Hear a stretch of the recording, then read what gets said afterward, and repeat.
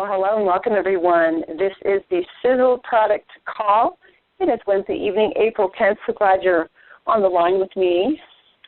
I do this call every Wednesday evening at this time, and all the calls are recorded and logged in the back office. They're archived under Sisel Academy, Training, and Products. You can also find them under the heading of Series and Jackie Christensen.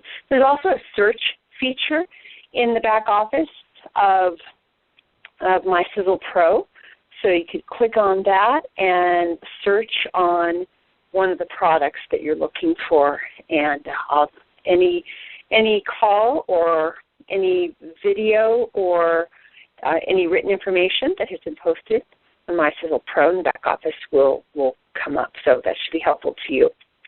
So tonight we are going to be talking about Organic Cleanse, and Organic Cleanse is Sisel's answer to removing up to 99% of toxic herbicides, pesticides, and germs from your fresh fruits and vegetables. And I tell you, I love doing these calls because I get to learn about all the information and why I and you should be using these products. And I was sold before, but after I did the research, I'm really sold now, and I won't let my family members eat fruits or vegetables without washing the fruit with the Organic Cleanse. So it's just part of my weekly habit now, or habit twice a week as we get fruits and vegetables, and I'll tell you how to use it at the end of the call too. But filling your diet with fresh fruits and vegetables, you know it's a good thing, but when you're also consuming it with the herbicides and pesticides and these germs, it's not a good thing. So really, do you want to pick up that apple and eat it without washing it? And you can't just wash it with regular dish soap because you're actually adding more contaminants to it. You're adding sodium lauryl or lauryl sulfate and some of that waxy film and all the ingredients are killed. So you really want to use something that's specific to your fruits and vegetables and getting rid of those herbicides and pesticides. So even if you're consuming organic fruits and vegetables, you still want to use Organic Cleanse, and I'll tell you at the end of the call why that is so. So the Organic Cleanse removes up to 99% of the unseen chemicals and germs safely, leaving your produce clean and ready to enjoy without the risk of contamination. You just feel better eating it too. Now, these are the ingredients, all natural: water, as in aqua, oleic acid. Now, oleic acid is used as a cleaning agent in the manufacturing of soaps and detergents. It is a plant-derived anti-foaming agent. And then it has glycerin. I'm sure you've all heard of that ingredient. It's a naturally occurring vegetable-based substance that is a byproduct of palm oil and coconut oil production. And it's used very often in homemade cleaners and can be used as a stain remover. So there you go. Sodium chloride. It can help deactivate many types of poisons by interacting with them and changing their chemical composition. And when combined with citric acid, it helps acidify it and can be applied to food products and used as an antimicrobial treatment. The treatment can be used on meats, poultry, fish, fruits, and vegetables. It can be applied in food and water treatments to kill various microbials and parasites without eliminating healthy bacteria needed by our digestive system. So that's really the superstar of the Organic Cleanse. The next ingredient is potassium hydroxide, sodium bicarbonate, good old baking soda. It's a natural and safe cleaning agent. It neutralizes acids and breaks down proteins, and it's also an antiseptic and disinfectant.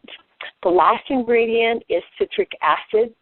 You all know that. It's an acidic substance from lemon or lime that possesses a low pH, and it thus destroys the bonds of certain nucleic acids and certain proteins. But it's because of the change in the pH balance in the environment. It makes it detrimental to many microorganisms to exist. So it creates that environment that doesn't allow the nasty microorganisms to exist on your fruit and vegetables. So how do you use this organic cleanse?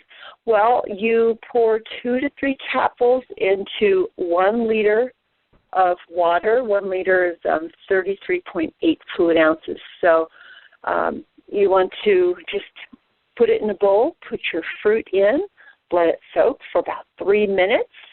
If you want to speed up the process, you can just kind of swish it around or rub the fruit. If it's berries, I just swish. If it's apples, then I'll actually rub the fruit. And just let it sit there for about 3 minutes and then rinse it thoroughly. What I do is I transfer it to a colander and just rinse it with a spray for about 30 seconds.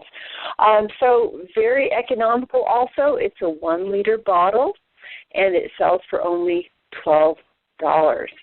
So what is the alternative to using Organic Cleanse? Well, the alternative is to eat fruits and vegetables with pesticides and herbicides and germs and parasites and bacteria that can make us all very, very sick. Did you know that strawberries alone have been found to have 36 different types of pesticides sprayed on them? I'm going to tell you about pesticides in just a minute, but I looked up the types of diseases that are associated with spinach. How many of you like spinach salad? Well, if you're eating a spinach salad, you know that there's some risk there. You have to wash these vegetables.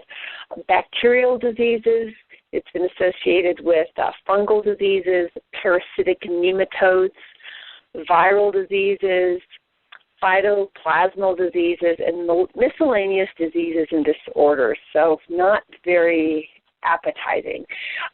It's amazing that we don't get sick on a regular basis from eating these fruits and vegetables these days. Now, let me tell you about E. coli. In September 2006, the FDA issued a warning about the safety of raw bagged spinach. Do you remember that? It was all over the news, and everyone in my social circle stopped buying spinach for a long period of time. And the CDC, the Centers for Disease Control, informed the FDA that it had linked the spinach to several illnesses. And more than 100 people had gotten sick, and one had even died. Most people associate foodborne illnesses with meats, right? With meat and chicken and seafood and eggs, not with salad, not with strawberries, not with spinach and other vegetables. But in fact, E. coli, a certain strain of E. coli, that likely infected the spinach in this 2006 case is most likely found in ground beef. So where's the correlation? Well, E. coli infects meat more than vegetables because it lives in the intestines of mammals, including cows, and it's relatively easy for E. coli to infect beef during the processing, etc. But how does the mammal's intestinal bacteria get into the spinach? Well, there's several possibilities, all of which involve cross-contamination, which is the movement of bacteria from a contaminated surface to an uncontaminated one. And the variety of sources are people, maybe farm workers not washing their hands and having that, those germs on their hands when they're picking the spinach, the farm workers. Animals can defecate in a field where the spinach is growing, or they can track waste from another area into the field. Runoff is a big one. Heavy rains can sweep fecal matter from farms where animals live and actually transfers them to the fields where the spinach grows. So it's in the water system. You can avoid that. Food processing equipment also, just contaminated surfaces or machines in a food processing plant can quickly spread bacteria to lots of food very, very quickly. So these, I'm getting a text message, that's gross, Jackie. Yes, it is. These possibilities exist for any fruit or any vegetable. Remember, not just spinach. So you want to wash all your vegetables and your fruits. Now, in the past few years, E. coli outbreaks have also been traced to bag salads, as you know, sprouts, cantaloupe, and apple cider. Considering the very large amounts of each of these foods sold and eaten every day, the overall risk is relatively low. However, when outbreaks do occur, they can be deadly. The bacteria from E. coli causes severe cramps and bloody diarrhea in young kids and elderly people. It can also cause a potentially deadly kidney infection. So all this is really bad stuff, but we can prevent it by washing our fruits and our vegetables with Organic Cleanse. $12 will probably, this bottle will probably last me almost a whole year. But boy, you can really avoid some major problems, and you don't want to risk your health by not washing these items. And you also want to spread the word. What you're learning here tonight is not only for you, but it's also for your customers or your potential customers or, people that you love. Who do you want eating contaminated vegetables and fruits? You don't want anyone getting sick, so spread the word to everyone. Remember, young kids are very susceptible because they're so little, and a certain amount of contaminant can maybe just give us a little tummy ache that could really cause them to be sick for many days, and the intensity of the sickness is greater too because of their small size. Now, let's talk about herbicides. How many of you think herbicides are safe? Well, I was under the impression, herbicides, I think they're probably safer than pesticides, and I really never paid much attention. And we eat fruits and vegetables that are organic probably 99% of the time. But herbicides are not safe. In fact, they have many of them have a high level of toxicity. And in addition to acute toxicity from high exposure levels, remember, toxins build up in your body over time. There's a concern of possible carcinogenicity. I can't say this, carcinogenicity. High incidence of carcinogens, which is a high risk for cancer, as well as other long-term problems such as contributing to Parkinson's disease. Some herbicides cause a range of health effects ranging from skin rashes all the way to death. The pathway of attack can arise from intentional or unintentional direct consumption and proper application, resulting in the herbicide coming in direct contact with people or wildlife or inhalation or food consumption, as we're talking about it here. And under extreme conditions, the herbicides can also be transported via surface runoff to contaminate the distant water sources, which are then used to water the fields, right, with the plants, vegetables and fruits. So most herbicides decompose rapidly in soils, but some, they're called phenoxyl herbicides, are often contaminated with dioxins. You guys should recognize that name from Tom Maurer, the Chief Scientific Officer and founder of our company. And dioxins research has suggested that dioxin contamination results in a small rise in cancer risk after exposure to these herbicides. And then one of these herbicides is called triazine, and its exposure has been implicated in a likely relationship to increase the risk of breast cancer. And boy, there's all kinds of terrible stuff out there about the chemical manufacturer Monsanto. They agreed to change its advertising after pressure from New York Attorney General complained about misleading claims. They used to say that that their herbicide called Roundup was safer than table salt and practically non-toxic to mammals, birds, and fish. But Roundup is toxic and has resulted in death after being ingested in ranging from very small quantities to medium-sized quantities. But anyway, bad stuff, and some of the ingredients in herbicides have been shown to have strong carcinogenic activity on studies that have been done in rats. The risk of Parkinson's disease has been shown to increase with exposure to herbicides and pesticides. And gosh, there's just so much information out there, and negative case studies, and basically you just want to avoid these pesticides and herbicides at all costs. It can also cause genetic damage. So lots of bad stuff associated with herbicides. Okay, so what about pesticides? Remember, herbicides are a little bit better than pesticides, but pesticides have acute effects, long-term effects, such as, well, for example, workers that handle pesticides, of course, they're being exposed to it in large amounts. But then again, if you are buying fruit and veggies that are not organic and you're not washing them when you get home, you're just consuming them, and you've been consuming them that way since you were a child, you have a buildup of pesticides in your body. So you're being exposed to it a little bit at a time, but over a long period of time. So as I mentioned, it does accumulate. But the workers that handle pesticides, they experience things like abdominal pain and dizziness, headaches, nausea, vomiting, skin and eye problems.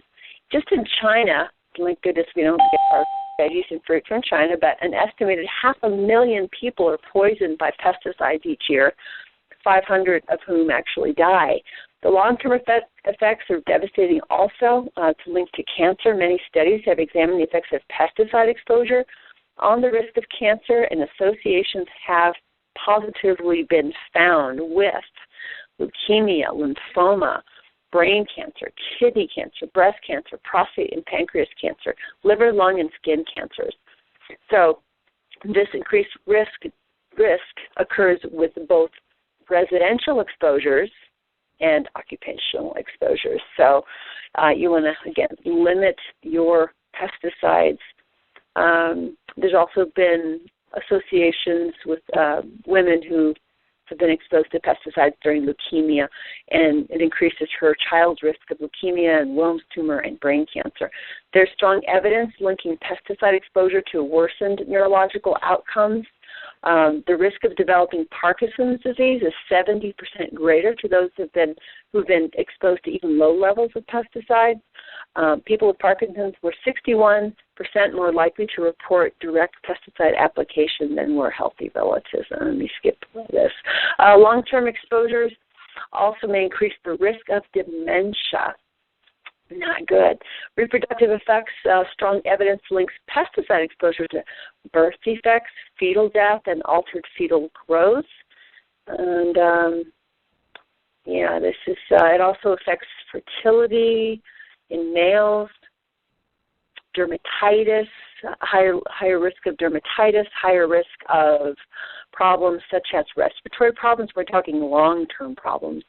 Respiratory memory disorders and depression,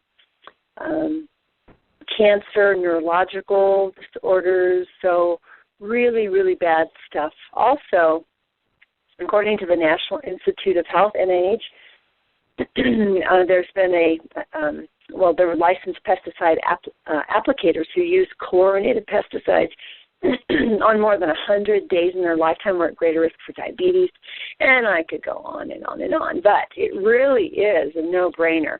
You want to wipe out all these unseen herbicides on your foods and pesticides and germs and all that horrible stuff. So you want to get rid of it. You want to minimize the chances of illness and contamination. The best way to do that is to use Organic Cleanse. I had a question about whether or not organic fruit and vegetables were at a lower risk, and I had some uncertainty on what organic farmers actually used on their crops to eliminate the weeds and the bugs and all that. And for the most part, it is much safer than buying regular produce.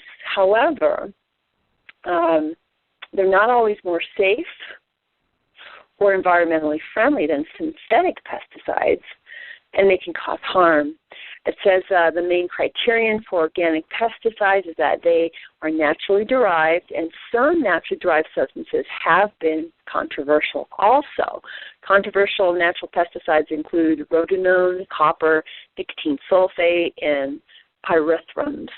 So there's restrictions on natural pesticides, and they've been tightened as of 2005. So all fruits have something on them, unless you're growing in the backyard, that you'll want to wash off. So you're much, much better if you do organic, but even if you're doing organic, you want to use the organic cleanse also. Just take care of yourself, take care of your health, take care of your loved ones, spread the word. That's the reason for this call.